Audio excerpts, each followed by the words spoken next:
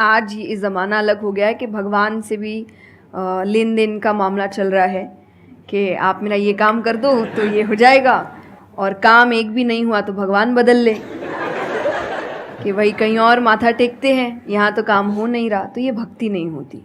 तो एक तो जो परसेप्शन भक्ति का बन गया है कि भजन कीर्तन पूजा पाठ कर लिया और भक्ति हो गई। भक्ति का असल मीनिंग है सरेंडर, समर्पण।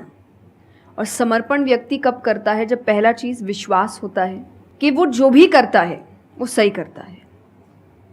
मुझसे कई बार लोग पूछते हैं कि आप बहुत ज़्यादा डिप्रेशन में नहीं जाते, या कोई आपने सब कुछ देखा है, चाहे स्ट्रगल है, इंसल्ट है, रिजेक्शन है, हर फील्ड में हर चीज़ होती है। अगर आप आगे बढ़ रहे हैं, कोई पोजीशन पे जाने की कोशिश करें तो आपको इनका सामना करना पड़ेगा। ये ज़िंदगी के साथ आता है तो आपको सामना, लेकिन मुझे कभी दिक्कत नहीं दी ये चीज़ें। क्यों? क्योंकि जो मैंने कहा समर्पण, मुझे पता है कि एक ऐसी शक्ति ऊपर बैठी है जो मेरा बुरा नहीं चाहती। तो कई बार बुरी चीज़ें भी मेरी ज़िंदगी में हो रही है, मुझे पता है वो मेरे अच्छे के लिए है क्योंकि वो कर रहा है। तो ये समर्पण, ये भक्ति है। तो ये आपको हारने नहीं देती। क्यों हारेंगे आप? क्योंकि आपको पता है ना कि वो हारने देगा नहीं।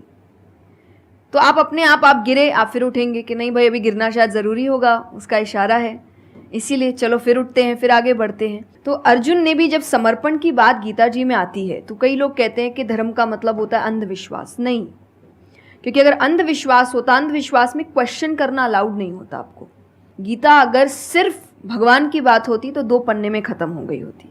ये दोनों के बीच की बात है जिसमें अर्जुन ये जानते हुए कि सामने कौन खड़ा है, क्वेश्चन करने की तो कोई सवाल ही नहीं था वहाँ पर कि भगवान लड़ने बोल रहा है, क्या क्वेश्चन करना।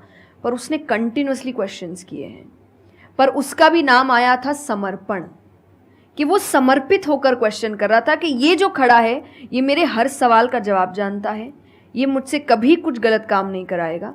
लेकिन इसका मतलब ये नहीं कि मैं अपनी जिज्ञासा बाहर नहीं निकालूंगा, मैं अपने क्वेश्चंस पूछूंगा। तो भक्ति का अर्थ यही होता है कि पहला निष्काम होता है। क्या फ़ायदा मत ढूंढिए कि मेरा काम नहीं हुआ तो भगवान है ही नहीं। भाई भगवान कहाँ है? भगवान होते तो ऐसा होता क्या? वो तो इंसान है इसीलिए ऐसे हो रहे काम। भगवान ने तो सबको देखे, बच्चा तो मासूम ही होता है, बड़े होके खराब हो जाता है। कोई बच्चा गलत आपने देखा है क्या? छोटा सा बच्चा ही डॉन बनने के बारे में सोच रहा है, वो तो बच्चा ही होता है, मासूम होता है, सच्चा होता है। तो भगवान इसलिए कहते बच्चे भगवान का रूप है, क्योंकि वो एकदम प्योर होते हैं।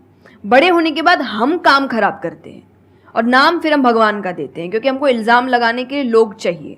ये फेलियर्स के लिए भी, आप फेलियर्स के लिए भी हम कहते हैं मेरा काम अच्छा नहीं था, मेरा समय अच्छा नहीं था, मुझे पेरेंट्स ने सपोर्ट नहीं किया, मेरे पास ये नहीं था। वरना अगर देखा जाए इन्हीं सिचुएशन में कई लोग हैं जो काम करके आगे बढ़ जाते हैं। तो करने वाला तो कर लेगा, नहीं करने वाला इल्ज़ाम लगाएगा। तो वो इल्ज़ाम अभी हमें ऐसे दिखता है एक ऐसा कोई है जो सामने तो खड़ा नहीं है, भगवान लगाओ इल्ज़ाम।